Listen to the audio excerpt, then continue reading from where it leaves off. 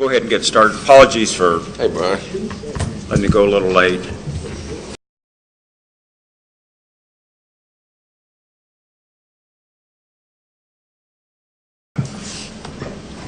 Welcome, Mr. Suarez. Thank you, Mr. President, members of council. I'm pleased to present to you the 2013 budget for Pensacola Energy. And if I could take just a minute to talk about our new name, I think it's going to be a very successful change. Those of you that have been around here for a few decades, like I have, may remember the kickoff of the former name of the company, Energy Services of Pensacola, back around 32, 34 years ago. There were a number of billboards around town that identified or that said ESP is coming, something of that nature. There was radio commercials, TV commercials, and all that sort of thing. Created quite a buzz around town. The media picked up on it. It was really a successful kickoff. In fact, as I recall, Steve Garman, the city manager at the time, I wasn't working here, but I've been told all these things, was concerned that the public would be disappointed when they found out it was simply the gas company changing its name. So he was thinking about pulling the kickoff, but he didn't, and it was a very successful kickoff. After that time, several things happened. The ECUA was formed. A company called Energy Systems Heating and Air Conditioning became a local provider of services, and a new television station called ESPN was created. And during the years that followed, a lot of confusion ensued with our name. Any of our employees can tell you that hardly a week goes by that someone doesn't think they work for ECUA or Energy Systems, or they talk about ESP and they certainly don't think we work for the television station, but the confusion is certainly there. So with the mayor's efforts to rebrand the city, this was a great opportunity for us to rebrand ESP and rename ESP to Pensacola Energy, and I think it's going to be a very positive change for us. First of all, we'll go to our organization chart.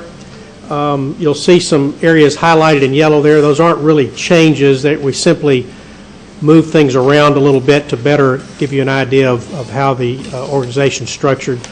We did have a change in the position of area manager, and as a result, some of the functions that he had previously came with him because he's just very good at that, measurement being a major one. But basically, there's no new positions and no substantial changes to the organization of Pensacola Energy. This is our budget, and you certainly have an easier to read copy of this with a lot more detail, but I think the main message here is that most of the numbers went down, including revenue. Revenue's down because gas costs are down, so of course our expenses are down as well, but also our personal services expenses are down, operating expenses and capital. It's still a very robust budget, and we expect to get a lot accomplished during this coming year. And as I go through the presentation, I think you'll see some pretty interesting opportunities for the growth of Pensacola Energy. These are the highlights. This is the stuff I'll cover. There's no point in me reading through this. We'll just dive right in. Gas costs, as you can see, have been on a roller coaster ride for several years now, but are trending strongly downward, and we think are probably going to level off somewhat at the rate they're at right now. They're probably going to blip up over the next year or two, but nothing like back in the middle of the last decade. There's a lot of things that contribute to this. Shale gas, as you've heard from us before, is prolific in this country and is being widely produced, and it's really been a game changer for our industry. So much so that we're seeing industries that relocated offshore a couple of decades ago. They're moving back to the United States, thanks in large part to the decrease in cost of gas. But we're also seeing new opportunities such as compressed natural gas vehicles, NGVs as they're often called. And certainly we're seeing a lot of success in Pensacola that I'll talk more about shortly. We're also still working towards completing a prepaid gas purchasing arrangement that you're aware of. You approved that 2 or 3 months ago. It's been delayed because the economics have not been there. The closing has been delayed, but we hope to complete that in the near future. As we've discussed, the gas prices have declined thanks to the shale gas advent, and supply and demand still controls a lot of what the gas costs do, but frankly, the range of movement between gas costs has narrowed significantly, which gives our customers a much more level playing field when it comes to their energy supply. Things could change that. Liquefied natural gas exporting is being talked about and is happening to a small extent. If it becomes a big part of the natural gas supply picture here in the United States, exporting it to other countries, then certainly that could impact the supply-demand picture and therefore pricing. Coal-fired power plants are becoming a thing of the past much more rapidly than the energy industry expected. In fact, I think it was last month, natural gas actually produced more electricity than coal did for the first time ever. So that trend, pardon me. Please share that historical milestone. I believe it was last month was the first time ever that natural gas-fired electric generation was a larger part of the supply picture than coal.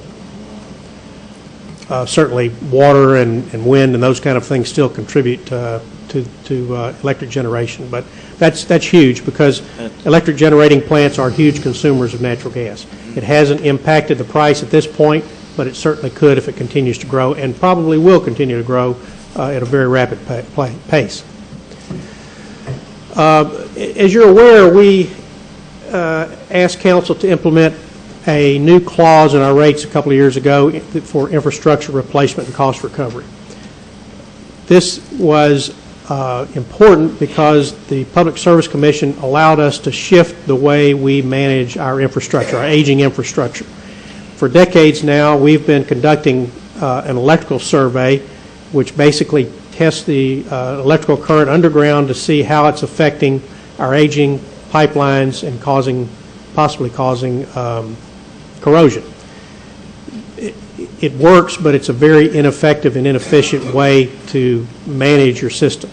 So what we proposed to the Public Service Commission was to allow us to replace this electrical survey activity, which took a couple of crews and quite a bit of time, with direct assessment. In other words, we dig up our pipe, we look at it, which is a better way to tell whether it's in good shape or not. And when we locate sections that are in bad shape, that's not the only time we do it, digging it up. Sometimes we just discover leaks. But when we discover areas that are in bad shape, we replace them. This has led us to a much better plan for dealing with the issue because, frankly, they're going to have to replace it sooner or later, and some of it is sooner, not later. Quite a bit of it, as a matter of fact. As we've done this, we've reported our findings to the Public Service Commission on a quarterly basis. They have so far agreed with what we are doing in order to deal with the issue, and we are ramping up infrastructure replacement to the tune of $1 million expenditures per year, which we expect to continue for the next several years. Hopefully, inflation won't impact this amount much, and we'll be able to get a lot of work done. As you can see, there's a list of projects underway now. We just are letting the bids for these projects, and we hope to have these accomplished before the end of 2013 as we develop new projects for 2014.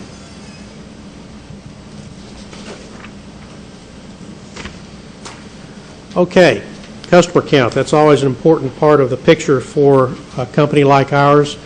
And just a little history here. The last decline in customer count before the new millennium was back in around 1979, 1980. And it was due to forced reduction by the councils at the time, in fact, elimination of marketing.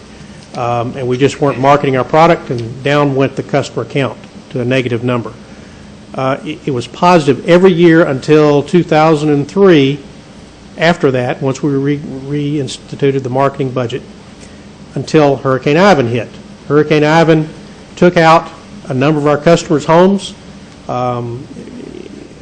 Without going into a long description, a lot of things happened there after the homes were eliminated.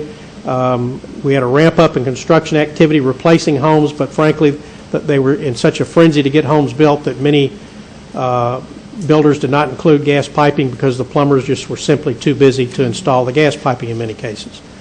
Afterwards, the Great Recession took hold. We saw flat growth, and now we're suffering from a decline in our customer count due to the aftermath of both the hurricane. I think is a little bit lingering, but certainly the recession is still affecting us. New home starts are beginning to show signs of life, and we're hopeful that we'll see that turn around, but we're taking a lot of action to help it turn around, frankly. As you recall, the council allowed us to get into the piping business immediately after the hurricane. When the recession took hold, the plumbers complained, and rightfully so. They had very little business. Frankly, I don't think it was our fault that they didn't have business. It was simply the recession. But we did suspend the piping program, and we saw a continued decline in burner tips added afterwards. We're back in piping now, utilizing local plumbers. It's a much better relationship rather than the contentious one in the past, and I think we'll see a return to positive numbers in the near future. We're doing a number of things. As you know, we've changed advertising agencies. We cut a special deal with Vlad TV where we have our cooking show, and we've had it for many, many years, Coastal Cooking.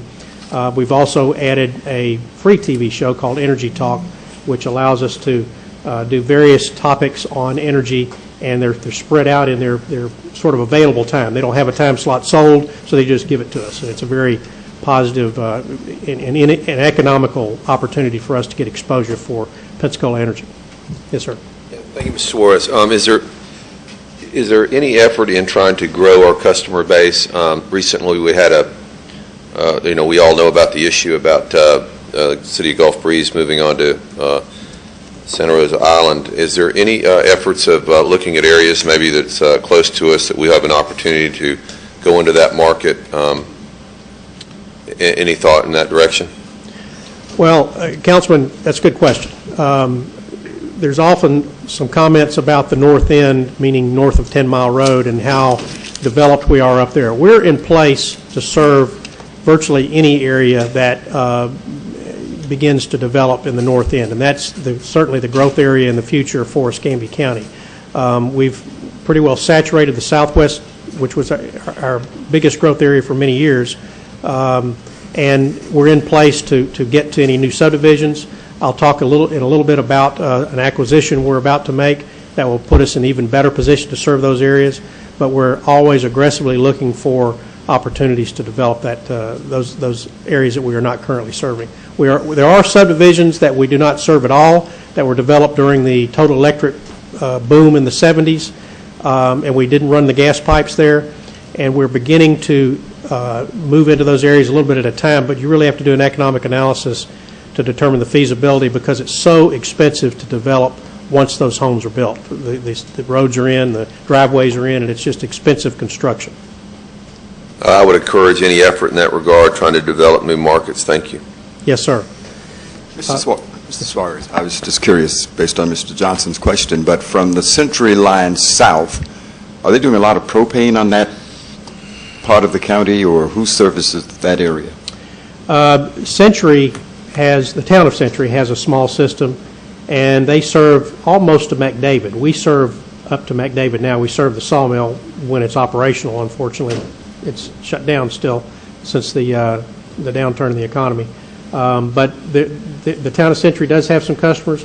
We serve virtually all the way to the Alabama line, a few customers, but it's just very sparse population. There is some propane up there, but for the most part, folks have converted over the years. Thank you. Customer retention and growth. As you can see, we had quite an impact on revenues this past year that was weather driven. While we do have components in the rate that help us flatten out the impact that weather has on us, both in colder than normal winters and in warmer than normal winters, it still has an impact because it's a big part of our business. This past winter was the warmest in a long time. I don't know when it was this warm. As you can see, the year 2011 was around 1,600 heating degree days. Heating degree days, by the way, is just a mathematical calculation that the National Weather Service does to gauge what kind of weather you have, whether it's cooling degree days or heating degree days. 2011 is normal. 2010 is certainly colder than normal, and 12 was far warmer than normal, warmer than we've had in many, many years. And it had an impact. We're going to be fine. We're going to recovering much of that lost revenue, or missed revenue, I should say, not lost, due to weather, through our weather normalization adjustment. But it does still have an impact. We're also working hard to add burner tips. Frankly, those new burner tips that are added are helpful in many, many ways, because replacement burner tips, where customers take out, say, an old water heater, an old floor furnace, and putting in a new, more efficient furnace, hurt us, because we actually lose load when that happens. But it's good for the customers, and it certainly makes it more affordable, and it's the right thing to do for the environment. Nevertheless, we need to continue to market and grow and add burner tips. And we spend about roughly $200 per new burner tip per year. I think we spent a little less this past year in marketing dollars and advertising dollars to add those new burner tips, and it's critical that we continue to do that in order to avoid losing market share. Yes, sir.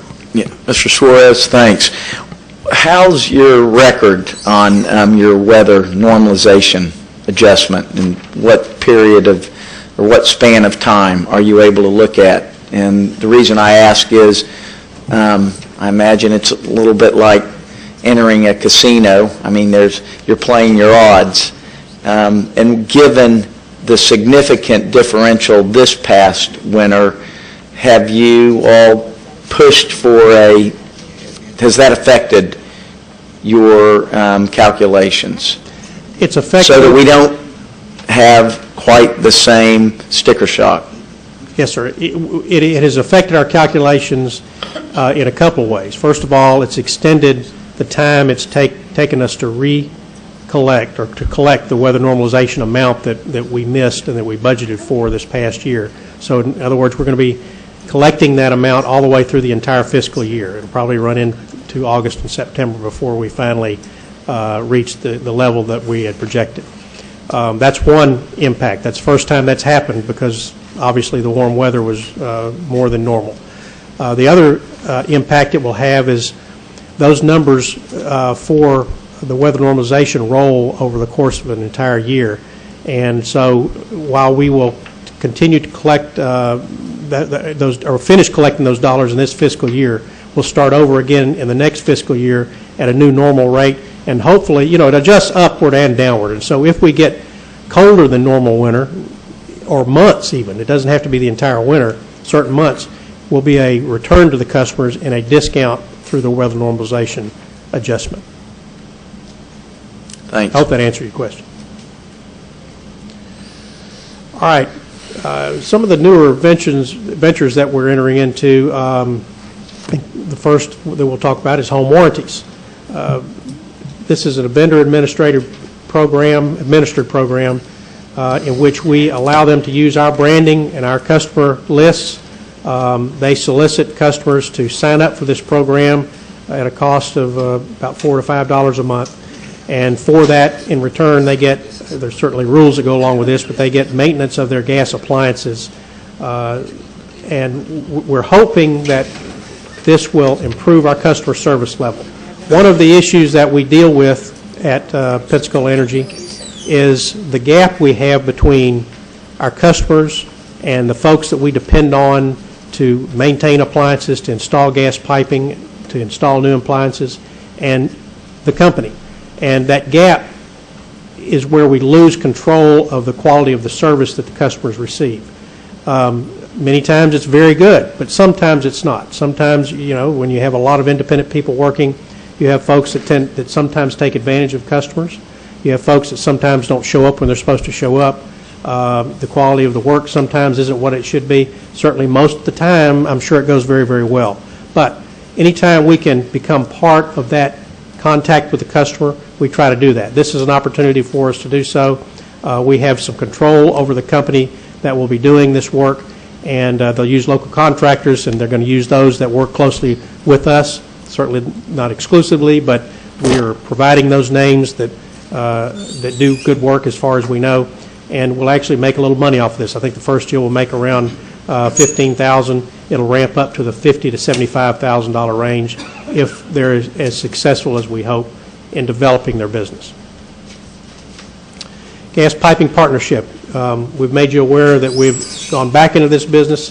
It's vital that we become back involved with our customers in the piping business so we can really keep a handle on what kind of service they receive. What we'll do is when our customers call and say, hey, I need a new water heater, we'll go out and price the job for them, sign them up. We'll assign one of the plumbers that's working with us in the program. Right now we have 6. We expect more to come on board before we start or as we get involved in the program. And we'll assign one of those 6 plumbers. They'll go out and do the work. They didn't have to bother to make a trip to do the quote. They just had to go do the work. And then we'll bill the customer, collect the money, and pay the plumber. So they're excited about it. We think it's going to be a good opportunity for us to work in partnership with local providers and improve the service level for our customers. We'll also do a little bit of limited piping work on our own for various things like emergency situations. Say if a customer calls us on a Friday at 5 o'clock and their water heater is leaking, we may go out and install a temporary water heater, and then next week, the following week, assign the plumber to go out and put the permanent installation in. Or in some cases, we have sponsorship opportunities where we can get a good exposure for Pensacola Energy. And sometimes that involves in-kind sponsorship. Maybe there's some piping work of some sort that we can do to facilitate that sponsorship and get some very low-cost exposure for the company. May I ask a question? Now, what type of plumbing are they going to be doing besides installing gas appliances? Just gas work. Other than when a water heater installation goes in and there's some water lines that have to be hooked up, but we don't do water and sewer work at all. Now, the plumbers do, of course. They'll be allowed and encouraged to add on additional services to our customers. That's what I'm talking. Sure. I'm talking about. Yes, ma'am. Is what type of plumbing are these contractors we've contracted with going to be doing? Actually installing gas lines? Yes, ma'am. And water heaters. Okay. Primarily water heaters. Okay. But the great thing about our staff selling the jobs to our customers is that they will add burner tips. They will encourage that customer, we're running this gas line for this new water heater. If we do another 5 feet of gas pipe, you can have a gas grill out here, natural gas grill, instead of that propane tank. And our guys will do that. The plumbers aren't inclined to think that way because they're interested in getting labor dollars. They don't care if it's gas or water or sewer or what. They just want to make money off labor. And they don't think about the burner tips like we do. Now, what if I have an emergency with my hot water heater? And who do I call? It's leaking. You can Do I call my plumber, or can I call? either one. You can still call your plumber if you prefer to do business that way. And in that case, we would just provide a rebate directly to you or to the plumber, depending on your choice, the homeowner's choice. Yes, sir. I was going to say, I think it's important for this council to realize how important this piping is. I think most of them were not here when we had the plumbers in the room. But I think the figure was that once we lose a customer, it's probably about 10 years before we can get them back. At least. Yes, sir. And so folks need to realize how important it is to get the folks up front than try to get them later. So That's absolutely correct. after that vote, I was afraid I'd have some plumbing problem, not have a plumber come. I haven't called one yet, I can assure you. It's hard to get one on Sunday, I'll tell you. Yes. Other marketing opportunities. We have just some great opportunities in the industrial commercial sector that we're working on, and these things take a long time to develop, and we probably have several more months, maybe some years, if ever, if they develop. But if we get them, they'll be really, really special and get a lot of notoriety, not just locally, but statewide and nationally, I'm sure. The International Airport has an opportunity to add cogeneration, gas-fired cogeneration, as well as a chill water system. These chill water systems are far more efficient to operate than having a whole bunch of rooftop units because you can gain economies of scale by putting in one large central plant piping the chill water there and cooling these buildings through the use of these facilities, as well as heat. You can recover heat off of the engine-driven systems and that sort of thing. Great opportunity, and it looks very, very promising. University of West Florida, similar opportunity. With all the expansion that's going on out there, they're very interested in a natural gas-fired generation plant, and we're talking seriously with them. On a smaller scale, University Mall, as you're aware, is rebuilding, and we've got a lot of opportunity there. Cordova Commons has 4 new retail stores that are putting gas in as well. As we discussed a little bit earlier, the Gulf South acquisition is a very interesting one, and it's sort of those once-in-a-career opportunity things that you really are excited to get. Gulf South is the pipeline that comes from Texas all the way to the Florida line. They actually are the taxi driver that brings the gas to our system. And they have some high-pressure pipes within the urban area of Escambia County that they don't want anymore, and I'll tell you why. The federal regulations for pipelines, interstate pipelines, are getting more and more strict all the time. They are on us too, but certainly for interstate pipelines, because the pressure in their system is so high. They run their gas lines at about 500 pounds per square inch, whereas ours is about 60 pounds, significantly higher. So the regulations in urban areas are very strict. They just want out of the urban areas, and so they're willing to sell those pipes to us for about $100. In addition, they're spending about $1.5 million improving the part of the system that we're taking, and we've got some great plans to integrate those pipes into our system. It'll save us investment dollars and help us to really boost the reliability of our system. We're even picking up some land and buildings on the west side that will allow us to more quickly respond to the west side of our system. As Pensacola continues to grow, the traffic's going to get worse and response times are going to get slower, so this is really a boon for the system. Explain this west side equipment storage site.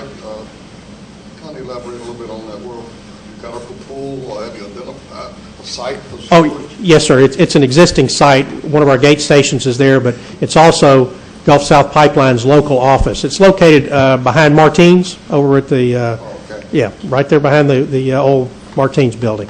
Okay.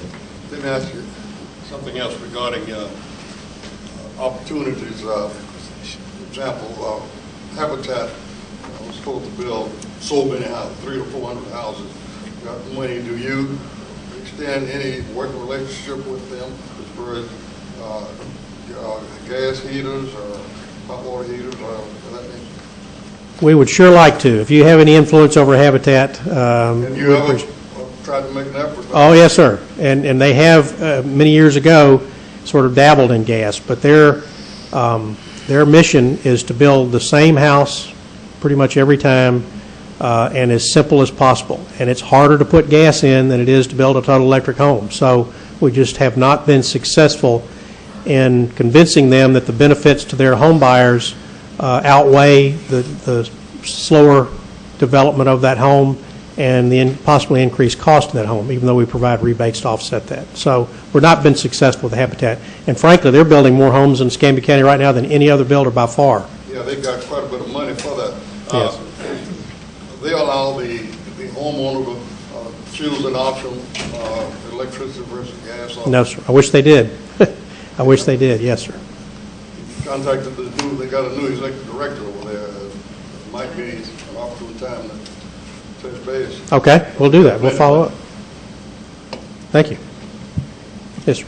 I think Councilman Townsend's making a great point, encouraging you to do a full court press on this opportunity. And I do think it's relevant given the fact that ultimately, I mean, it's consistent with the idea of providing lower cost shelter. So it just seems to be just in lockstep with their policy. And I do know that they've had a recent administration change, and I'm just wondering if, perhaps all of us could, with your guidance, Don, provide for those that support that idea, could perhaps sign a letter. I think this is something we shouldn't overlook, and I appreciate you saying that. So Thank you.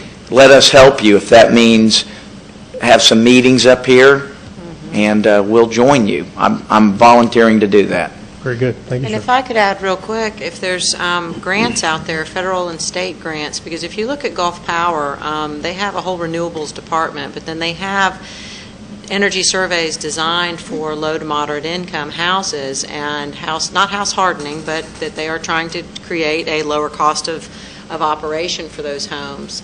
And if we, like Councilman Spencer said, that we're helping provide lower costs to operate, then we may be able to get some of those grants and have a whole, function of ESP, of Pensacola Energy that could be doing that for our low to moderate income homes. And then that would be a perfect partnership with Habitat. That's a great opportunity. We'll sure look into that. Great ideas. Thank you. Yes, ma'am. I just want to say that I will never be dependent on electric or cooking and hot water heater, and I'll tell you why. During Ivan, I was one of the few people in the neighborhood who still could take a hot bath and cook. Mm-hmm. And I just wonder how many people think about that. And to me, that's other than I like to cook with gas. To me, that was extremely important to be able to still cook and have hot water. I don't know how many of our customers were without the ability to do that, who had gas hot water heaters and stoves compared to those who had electricity. But I think that's really a point I bring out to people. Yes, ma'am. I would certainly never wish a hurricane on our community, but it does open folks' eyes about natural gas when that happens, both with generators as well as heating water and cooking. Yes, ma'am. So, anyway, I think that's a real plus, at least for me to have gas. Great. Thank you. See what happens when you get it started. That's okay. I'll make it real brief. I think what would help also is if there's some type of chart you could work up that shows that the initial cost is higher, but in the long run becomes lower. Because I think the objective is not only get the people in the house, the objective is also to keep people in the house. Right. Maybe lower the cost, and there's a greater chance of the person staying there. So. Yeah, and we're in a great marketing position with natural gas being about half the cost of electricity. So there's no question that there's an economic benefit to folks that need it the most. Exactly. Thank you. Yes, sir. The Navy supply contract, part of the Gulf South acquisition has brought us a new customer. Not that we've never sold gas to the Navy, but it's been very small amounts.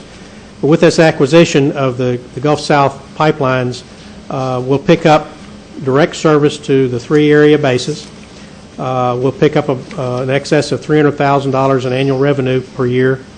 And it's a great opportunity for us to strengthen our relationship between Pensacola and the Navy. This gives you an idea of what we're gaining with this acquisition.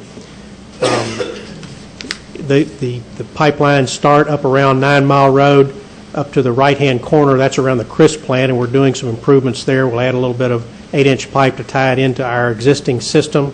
We're also building a new gate station called Gate 6 up by the Crisp plant that will allow us to serve what we hope to be a electric generating plant at University of West Florida in the near future.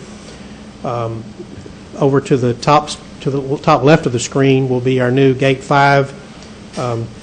As you work your way down, you'll pick up Softly Field, and that's that blue line about midway to the screen going to the left. And that line will be tied into our existing system, which will help us serve the CNG station that I'll talk more about in a moment at Pine Forest Road and Godwin Lane. That's very close to that area. And those things suck a lot of gas, so we need the boosting of that system in that area. And we come on down to the main side base, NAS, all the way at the bottom of the screen, where we'll do some additional tie-ins. The southwestern portion of our system is, I shouldn't say the weakest, but it's the lowest pressure. It's where we have some concerns, not serious concerns, but as that area grows and the entire system grows, it takes more and more pipe space to serve the customers adequately. So this addition will allow us to tie in areas and boost pressures and reliability for the entire system. Okay, compressed natural gas facilities. This is our groundbreaking. As you're aware, we have begun construction of our first public CNG station in Pensacola at the ECUA's sanitation garage at Pine Forest Road and Godwin Lane. We hope to have it up and running about a month from now, and the ECUA has taken delivery, I believe, of all 50 of their CNG garbage trucks. They are adding their own particular equipment needs to them now as we finalize construction, but it's going along well. In spite of all the rain we've had, they're actually doing pretty well on the timeline. It's a very exciting time. This installation is going to cost a little under $1.9 million once it's complete. And then the next station that will go in is at the city's garage, our own facility. This station, first of all, will be for public consumption as well as ECUA's use. Not the general public, but certainly fleet buying public. So smaller fleets that we're talking to now, many of which are very interested in purchasing vehicles, will begin fueling there.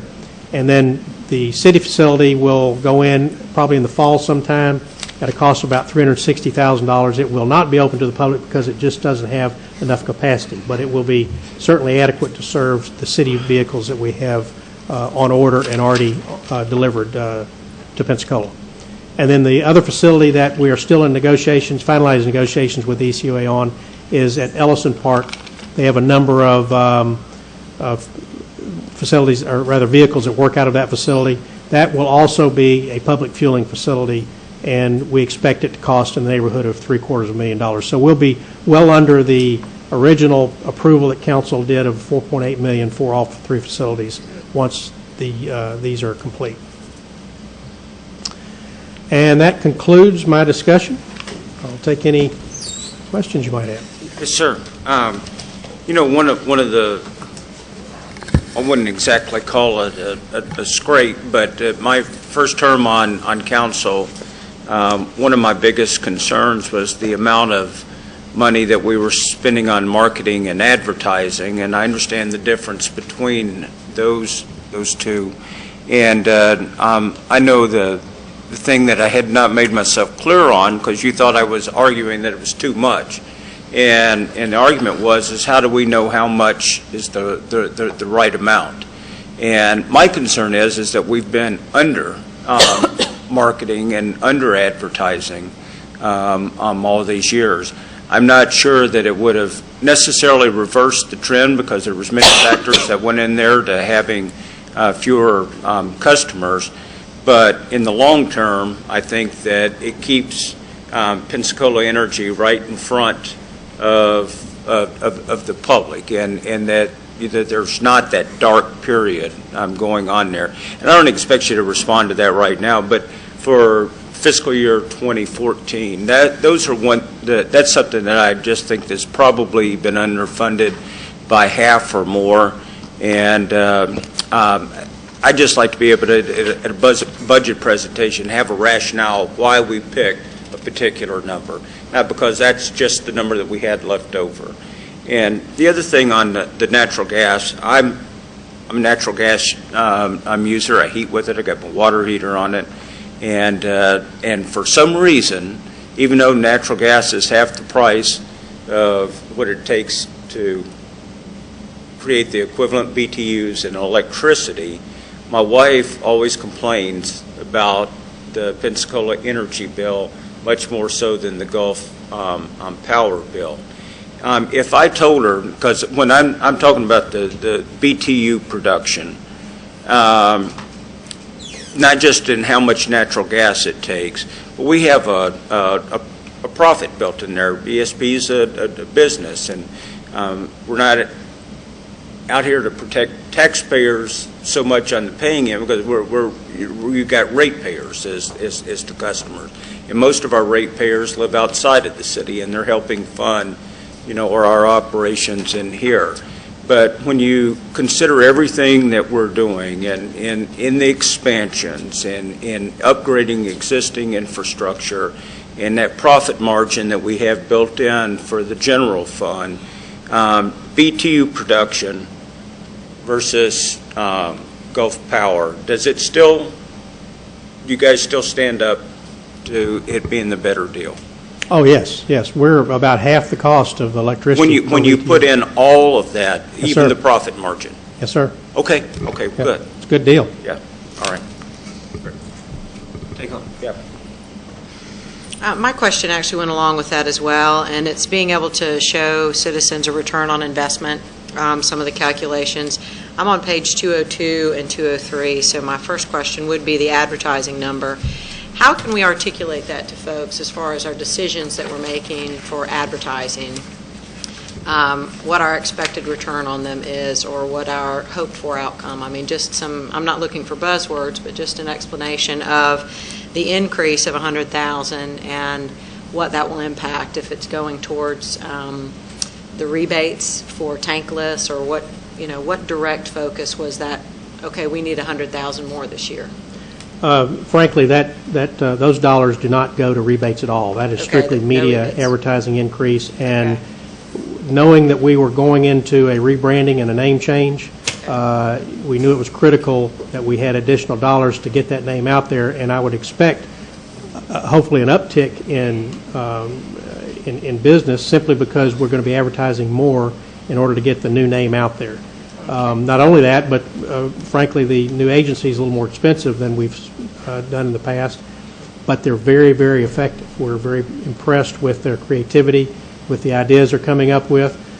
We hope to develop a plan that I can give you more specifics on how we might measure. It's always a question we struggle with, and not just our company, but all utilities, probably all companies, I guess, struggle with. How do you know you're spending the right amount? Well, Is and it are too you much? asking the right questions, too? That's right. To measure? Getting the right message out. Right.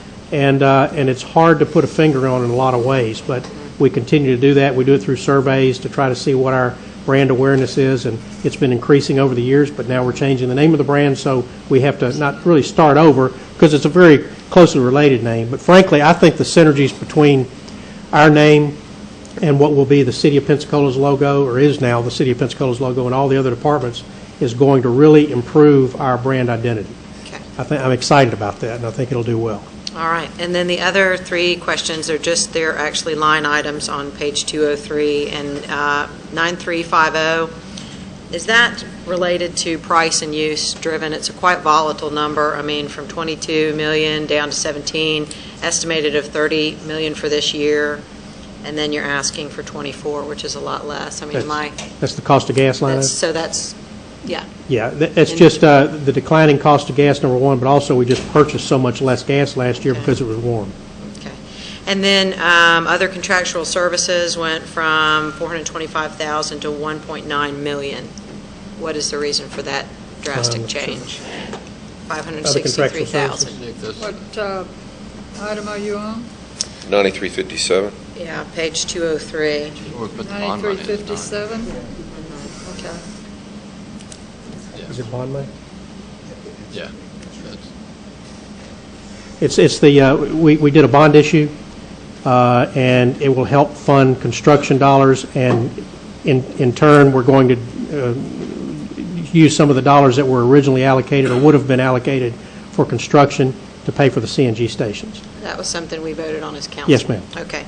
And then the other one would be 9360 miscellaneous went from 10,000 to 1.9 million.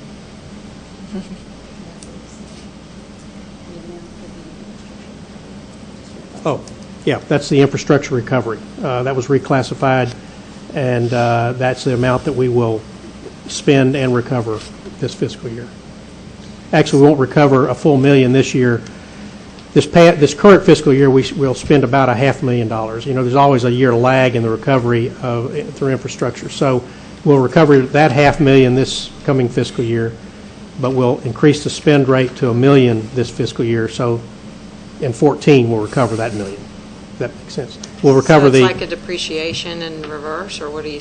You're saying a cost recovery. If you could just clarify that. Well, we couldn't recover the cost until we spend it. Okay. So we'll spend, as Mr. So Suarez it's was saying, part of about this $500,000 this infrastructure year. for compressed natural gas stations.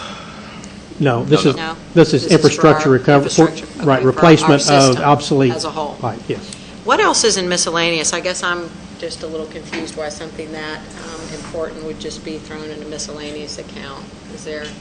a reason for? I think the historical miscellaneous is it's a new program, is what they're looking at, and it certainly does point it out to council exactly what we're doing. Depending on where they actually spend that money, it will probably be divided through the line items during the year, but we did want to point it out to the council, And that'll come back to council? of this new program. You know what I mean? So it just depends on where and what construction and whether it's repair, maintenance, or whatever they're actually doing out there. But we wanted to identify the program to council that it's new. Because this is although the ESP at Pensacola Energy is expending the money this year, then we don't bill it out till next year. So you're always going to be a year behind on this program. Okay. And Can I and get the a only cost? the only other miscellaneous that's been in the past is the state fee Okay. based upon revenue that we had to pay to support the Public Service Commission. So there's not a huge list of miscellaneous? No. Okay. That's what I just wanted to know.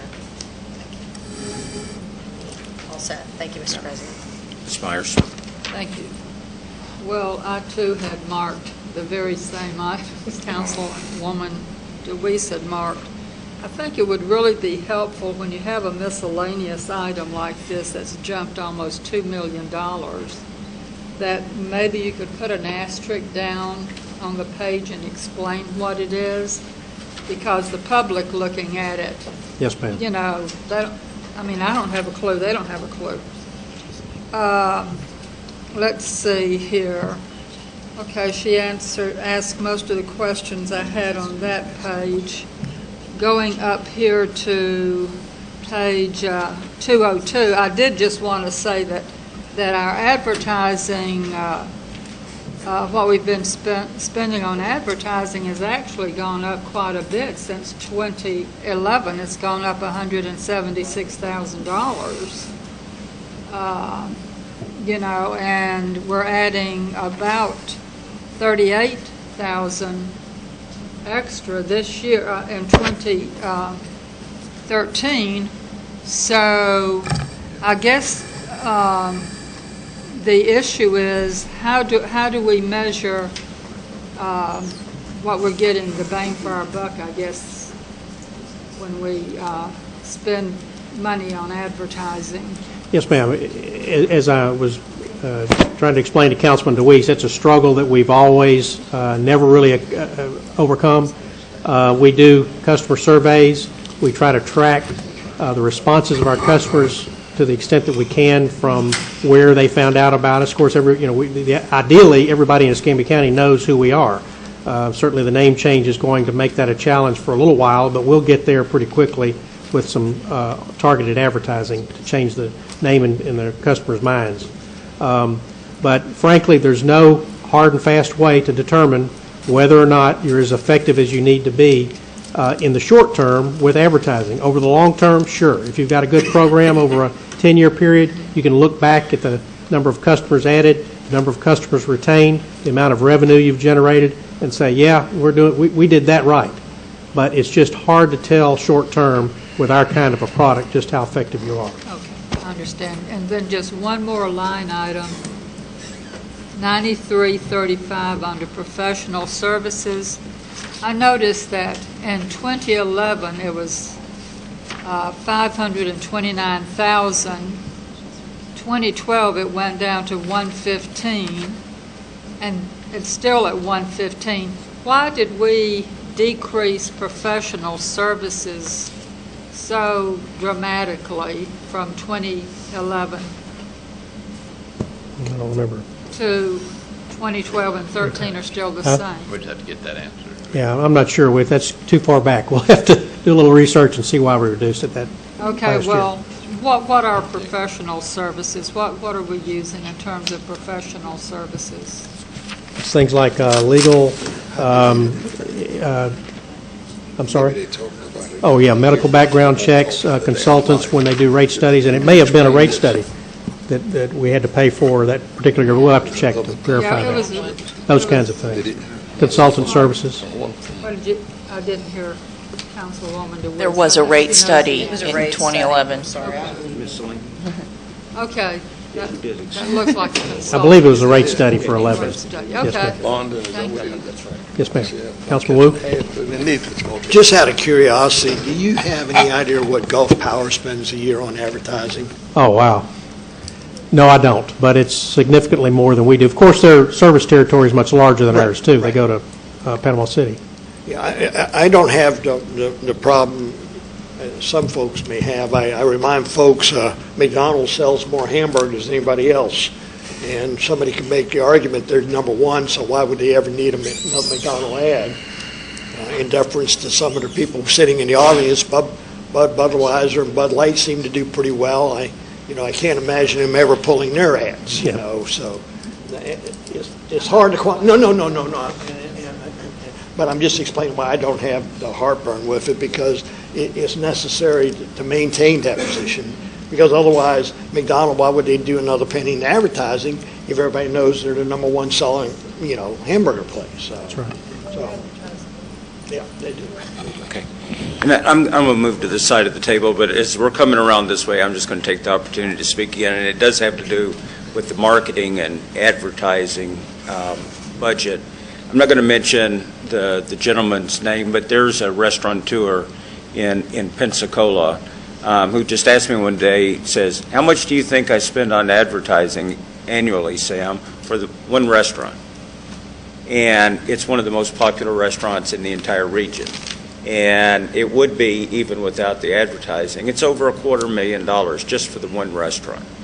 And when he acquired a second restaurant downtown, and that was really poised to be as successful to a much higher end level, he was shocked to find out that one of the reasons the guys were struggling there is because they had like a $7,500 a year advertising budget. The first thing he did was just injected, a bunch of money into that. So I'm not stingy when it comes to advertising. I'd support an increase in that.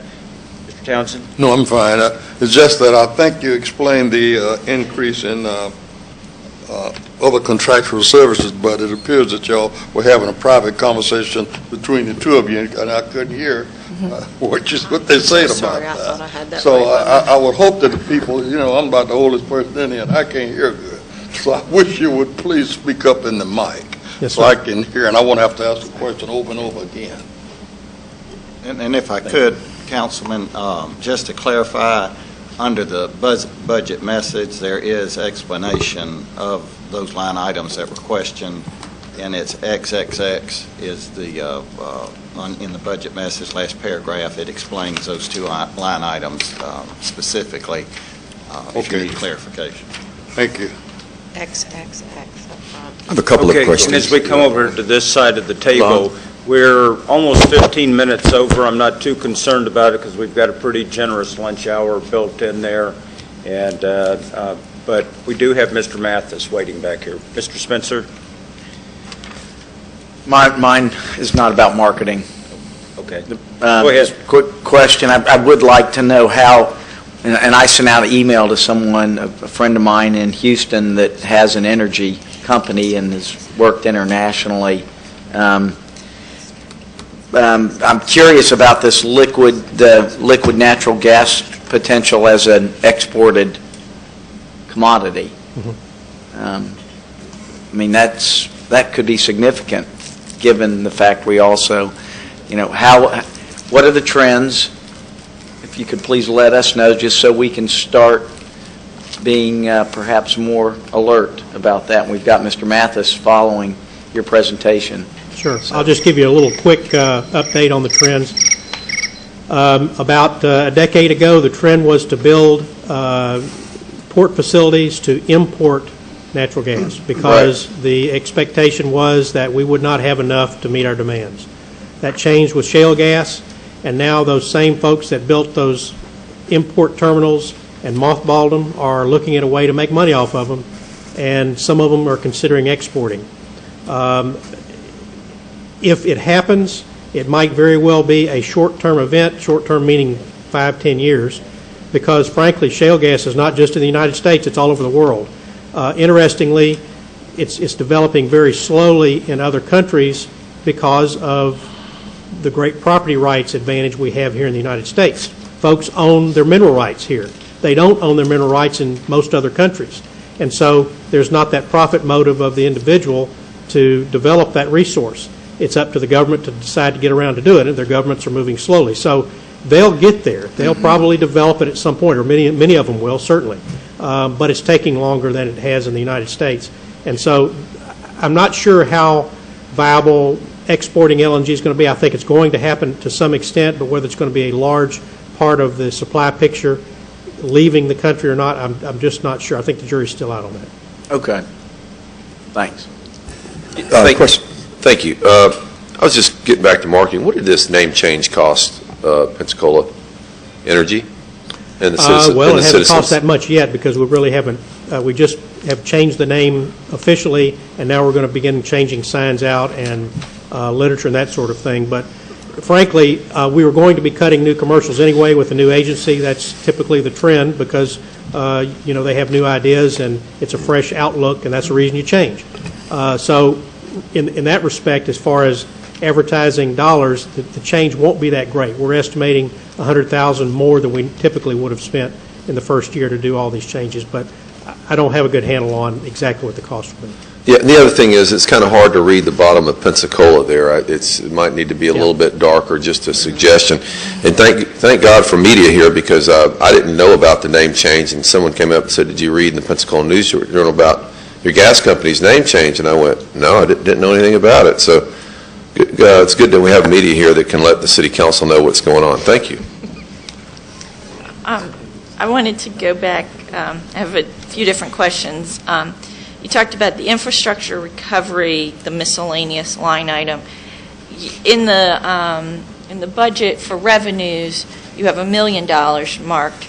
You said that you've done, for the infrastructure recovery line item, you said that you've done about $500,000 so far this year. My understanding is we can only bill whatever we've done. Are we expect to do a whole lot more before the end of the year, or is about 500? This $1 million was just sort of a placeholder.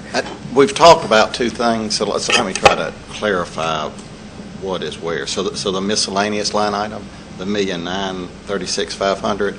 If you recall, this may make it more confusing. Hopefully, it'll clear it up.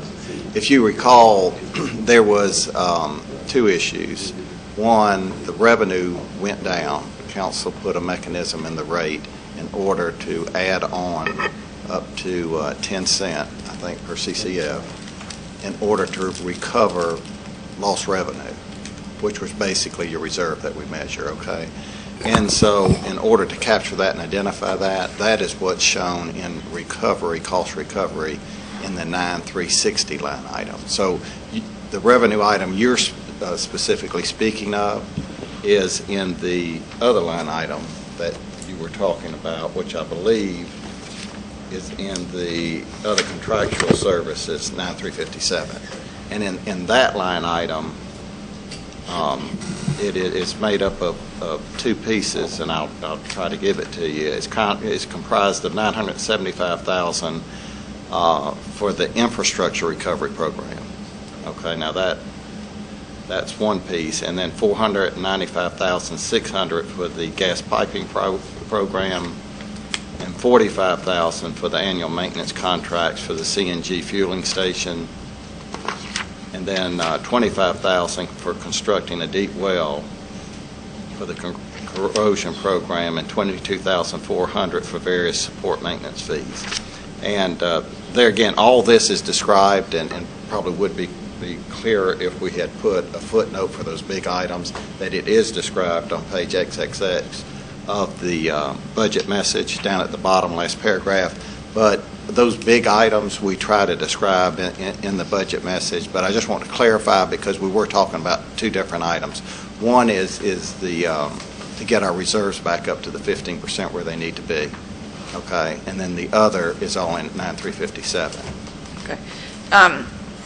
It probably would help, I think, all of us if you could just send us a little email. I was trying to write that down and I failed. I was reading it from XXX. Yeah. So if you just read that paragraph and Okay. have future questions, Okay. I'll be glad to answer. And so then you were saying that the miscellaneous is a 10, some units, increase that was a cost recovery. So last year, we voted to raise rates, Yes. put in the infrastructure recovery thing, and there's also an additional amount that we can impose randomly to recoup our costs. Well, it's not imposed random. I guess last year you approved that. The infrastructure recovery on the bill will not start till the October billing. Right. Okay, now that, you're expending it now, it'll start for the October billing, what you expend with that one. in this fiscal year. The 10 cent is to get you back to your reserve. If you recall, when we closed out fiscal 11, you had drawn down your reserves. It was 14-point-something%, drew down to 7%. And we're trying to recover that in the rate also. So in the rate, there is 10 cent per CCF that is charged to get you back to your reserve. When the reserve hits the 15%, that will be stopped. But it's been a consistent 10 cent since we started billing and the new rates were approved, and that will stop once the reserve is built back up. When you get your bill, there's your, X cents per CCF or whatever the unit is. There's the line maintenance. There's going to be an infrastructure line. The 10 cent recovery, that's rolled into the rate, or is that a separate line item? It's rolled into the rate. It will not be a separate line item. I do not believe either the infrastructure recovery is going to be a separate line item. Your bill's line items on the bill are going to be the same. The 10 cents is rolled into the purchase gas at cost, and the infrastructure recovery will be in fuel also. So Okay. both of those will be in that fee that you see on that line item. Okay, and the 10 cents started this winter, or it will start? I believe October. Yes. I believe October, right after you approve the rates. Okay, so it's Last not October. another thing that No, will it's not surprise another, people right. this year. Okay, and then I wanted to ask, I'll go with the marketing thing, was, Mr. Suarez, you mentioned something about, it costs us about $200 a year in advertising to add a burner tip, basically. Per burner tip, yes. Per burner tip. And so that when I do my, well, I'm terrible, I messed it up, but, so that how many burner tips do we add in a year? Let's see, I think I've got a number here somewhere in my notes.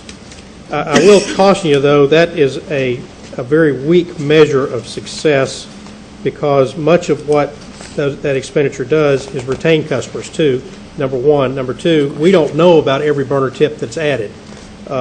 We know about the ones that we pay rebates on, certainly, Okay. and occasionally when we happen to go to a house and have some interaction with that customer, and instead of just doing the water heater, they also do the range and the dryer and the, that sort of thing. We'll know about, but we have no concept about, or very poor concept about how many other burner tips are added where we never hear about them. But at any rate, last year we expect to add around a little under 1,800 this year. Okay.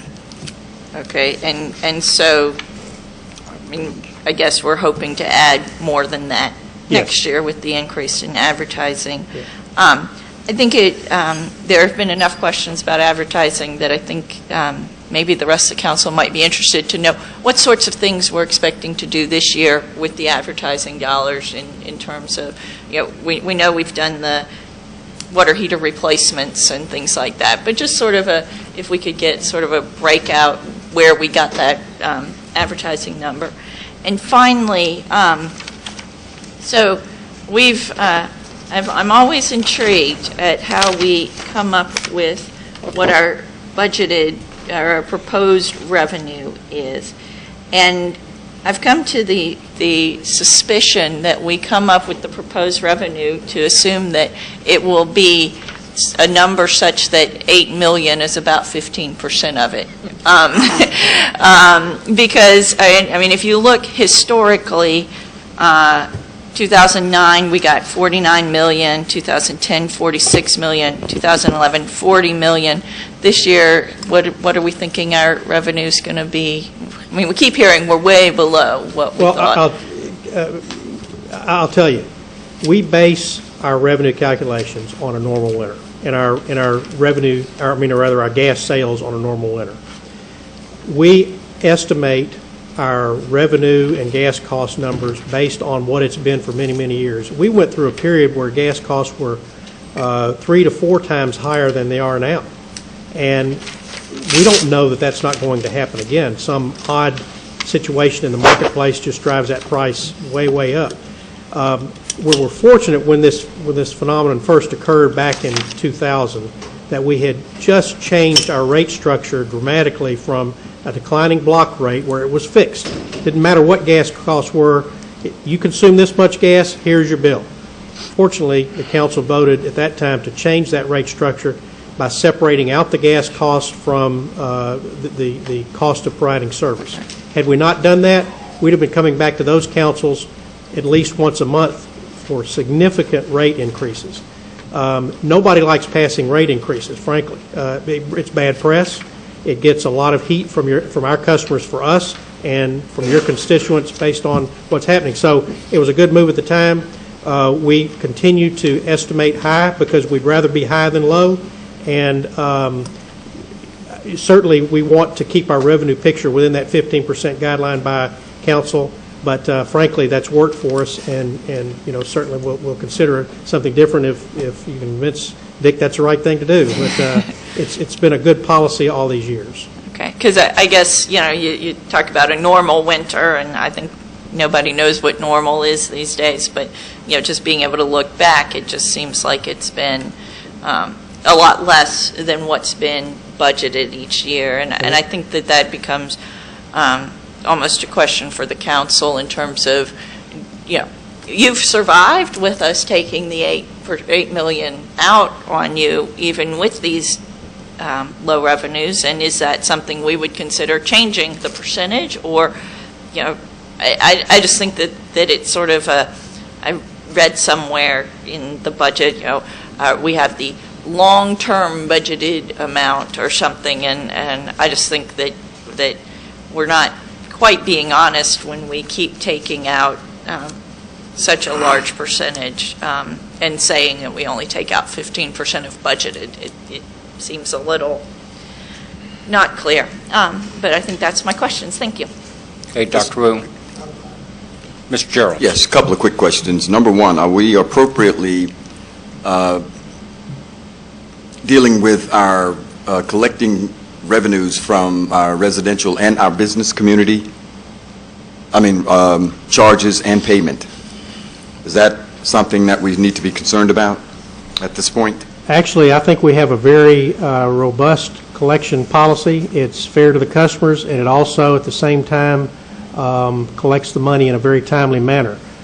Frankly, it was tightened up several years ago, and the interesting outcome was that we had fewer customer complaints. We used to allow customers to go for a longer period of time before literally cutting their service off. We shortened that time period up, and it helped those customers that struggle with paying their bills. It helped them pay them in a more timely manner by, the wolf's at the door, I got to hurry up and do something about it. And when those bills got to be several $100s deep, they just had no way to dig out. Whereas now that we shorten that time frame up, they don't tend to be as large, and they're able to come up with the money in a more... And have we also modified our business community as well, the businesses that are downtown and around? So we've modified that, and yes, sir. That's something we don't have to be concerned about. Last question, how are we doing on the high-tech tankless water heater? Is that extremely well? Extremely well. Yes, sir. Okay, well, thank you. Okay, Ms. Mack. Thank you, Mr. President. If I may ask some questions of Mr. Suarez? Certainly. All right, thank you. Mr. Suarez, I heard you talk about the estimated number of burner tips, but how many new customers have you gotten to date in FY 2012? How many do you project in actual new customers? Not net new, but new customers. Not net new. We picked up, as I recall, I don't have the exact number, but I think it's around 300 this fiscal year. Is that 300 residential or business? Both. Both, okay. And then, more as a customer than anything else, because I don't recall from last year's budget discussions, that infrastructure cost adjustment, what do you estimate that's going to be per month on our bills? I don't have a monthly figure for you. It'll be this coming fiscal year, approximately $500,000 added to the overall collection. In the following year, approximately $1 million. No, I mean for me, what is it going to be on my bill? I haven't calculated that. When will that be calculated? Well, we can do it pretty quickly, but I'd have to get back to you on it. Okay. I think it would be good for council to be informed of what that's going to be on our bills so that you know what we customers are paying. And now, Mr. President, I just have one comment. I am greatly concerned, as Councilwoman Dr. Pratt mentioned, there are 3 line items. There's the customer charge, which is a fixed charge. There's a distribution charge, which is a fixed rate based on our usage, and then there's the fuel cost. Well, the fuel cost is our dump. That's where we dump everything we don't want the customer to see. That's the fuel cost and transportation cost, which is considered part of the fuel cost. That in budget hearings last year, I remember Mr. Suarez, in answer to a question, said the fuel cost is a straight pass-through. That is no longer true. As of last year, the pass-through all of a sudden is the pass-through plus the recovery for the reserve fund, which I know is being called 10 cents, but that's $1 per 1,000 cubic feet, okay? It's you say 10 cents and it doesn't sound so great, but it's in the winter, that's $1 per 1,000 cubic feet. So now your pass-through fuel cost is the fuel and transportation, it's the recovery, it's the weather normalization adjustment, which I think is a wonderful euphemism for we didn't sell enough gas, so you have to pay more for what we didn't sell. And finally, this year, a figure, also rolled into that is going to be this infrastructure recovery. And council members, I don't know if you have the power to do so, but I think this is not truth in billing. This is not truth in billing. I keep up with it. I know what's in there because I keep up with it. But I'm probably, and you council members who are customers here, also realize we are the only customers of ESP who understand what a melange, what a potpourri this fuel cost is. It is no longer a pass-through. So I ask you to consider at some point, if it is within your legislative powers, to let us have some truth in billing on our customer bills. Thank you. Okay, thank you. Ms. Myers. Well, I want to thank Diane for bringing forth that suggestion, because I don't know what these things are either, what they really are. And I think that truth in billing would be a good policy for the city council to set. And I'm just wondering if there are any federal laws or state laws that require something called truth in billing. Let's see, our attorney's eating lunch. So could we put that on the agenda for our attorney to ask Mr. Messer? I'll put a note on off to the side here. If I could offer just a brief explanation. We utilize a consultant to help us develop our rates for a reason. Investor-owned utilities have departments that develop rates and rate proposals to take before the Public Service Commission. We hire a consultant, then they use them too, to model our rate structure after investor-owned utilities. Investor-owned utility rate managers will tell you that the Public Service Commission has learned through many years of developing these rates that you can put too much information in a bill.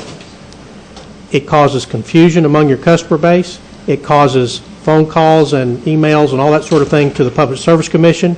It causes you to have to increase the number of staff you have answering customer inquiries about all the different line items on a bill, and it doesn't help the situation.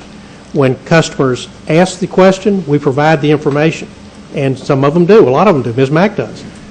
We certainly don't want to be truthful in that respect, but you can crowd a bill with way too much information and cause more confusion than clarity. Well, are you saying that the Public Service Commission has some guidelines on what information you need to put in a bill? I don't know that they provide guidelines. What they do is tell the investor-owned utilities, our rates are set by you, not by the Public Service Commission, but we model our rate structures after investor-owned utilities, and this is what they have had passed by Public Service Commissions in the past. So that's all I really know about. Okay. Okay.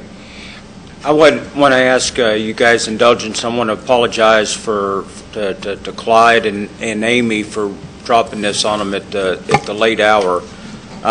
What I'd like to do is just go ahead and break now till 12:45, and instead of starting back, at 1:30, is just put them on at 12:45 to go ahead of housing. That put us back on track. Any objection? We'll recess until 12:45. Thank you.